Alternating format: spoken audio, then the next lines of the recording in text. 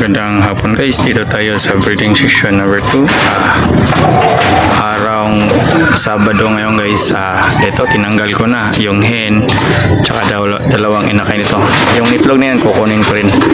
Ito nilipat ko na sa training box yung dalawang natin mga inakay. Ito iaakit na natin to guys doon sa taas. Yan ang yung dalawang inakay para ma-viewing na rin doon. Tsaka pakita ko sa inyo yung nanay nito dito sa ito. Nilipat ko muna siya sa stock section. Yan. Tapos yung itong mga kak na to guys, kukunin din natin, ililipat din natin yan.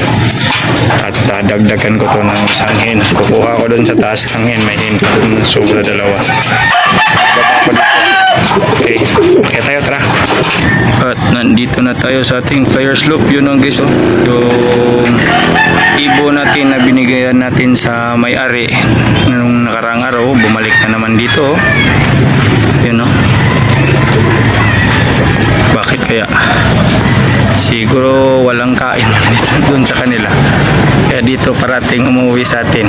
Ang technique natin dito guys, kaya pumasok to, pawalan na lang natin ulit. Liparin natin sabay yung mga flyers natin. Tsaka hulihin natin yung isang bukas na lang natin ibababa. Yung blue bar white feather or yung chicard na yan. Pababaan natin yan. Yan ang dagit, oh.